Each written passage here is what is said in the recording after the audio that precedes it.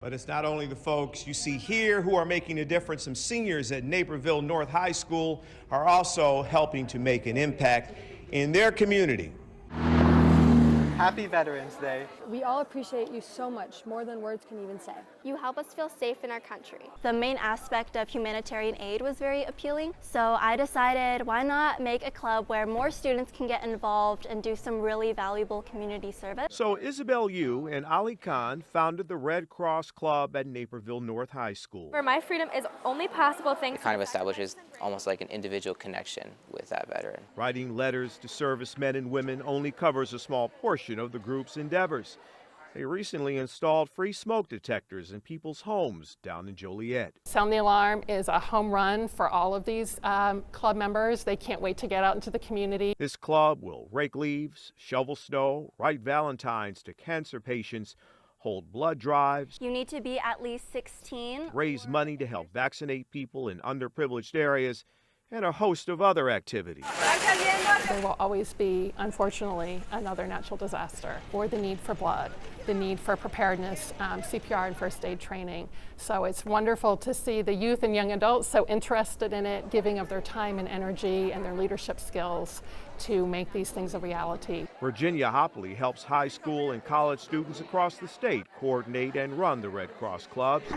There are nearly 30 in Illinois. We offer so many different opportunities and activities for members to take on because of the 5 lines of service. The lines of service include disaster relief, blood services, preparedness and training, international services, like relief programs, and service to the armed forces, which brings us to this activity. Thanks so much for serving our country, veterans. About 50 students gave their own time to write inspirational thoughts to veterans and current service members. I think for an individual to be able to open these letters and get that feeling, it can be really valuable, really motivating. If I was receiving a letter saying that I was appreciated, it'd make me feel very loved. In giving of themselves, these students often find their own great rewards. Along with the fulfillment of knowing that I can honestly change another student's life, help them find what they're interested in, it also helped me personally grow as a person.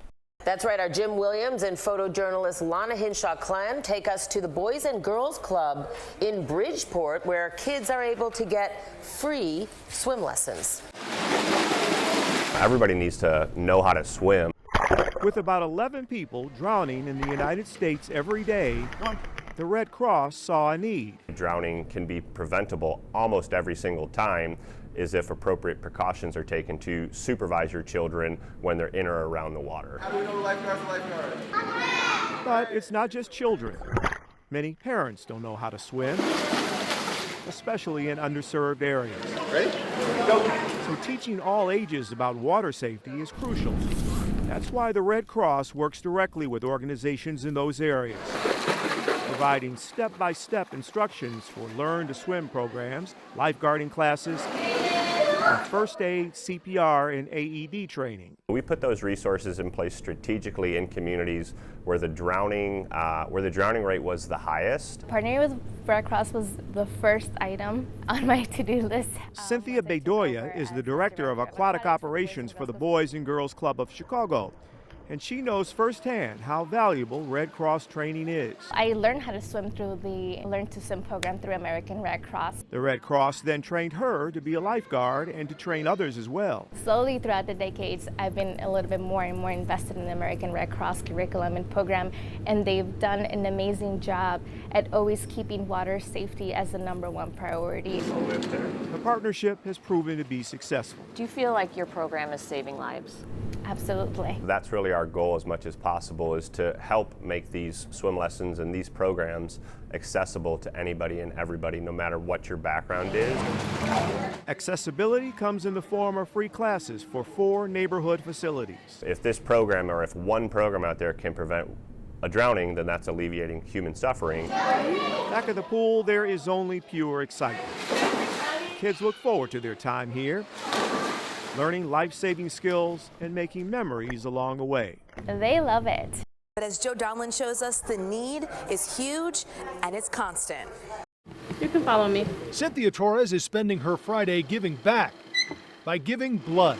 Doing all right? Something she's done more times than she can count. I try to donate every chance I get. Oh, you should be done here shortly. When my father was diagnosed with lymphoma, he had many blood transfusions, and so it's just my way of giving back. Thank you. She also knows there's a greater need for people in the Latino community to donate. Latinos have a higher propensity of O blood, and there is a big need for that since it is a universal donor type of blood. So yeah, I think, if more Latinos got involved, we'd make a bigger difference in collecting blood for people in need. Demond Osley knows how great that need is. He's the Red Cross blood manager for the region. We can never have enough blood. Being here in the city of Chicago, it's a major city. And of course, across the country, you've seen the natural disasters. So when those type of events occur in those areas, they need support too. So we oftentimes send units out there to support their needs as well. The Red Cross maintains 40% of the nation's blood supply. Much of it is distributed from right here at the Red Cross headquarters on the city's west side. And that's in part to people like Scott Gettert. On any given day, I usually drive about 40 miles. Gettert is a Red Cross volunteer who drives that blood to 28 hospitals in the Chicagoland area. We're all over the place. It's a lot of blood moving around, and it's blood. There's no substitute for it. A simple way to give back and save lives. I think 90% of the people involved in the Red Cross are volunteers. Without doing that as a volunteer, I'm not sure the Red Cross could operate the way it does. So it makes me feel good. Makes me feel good.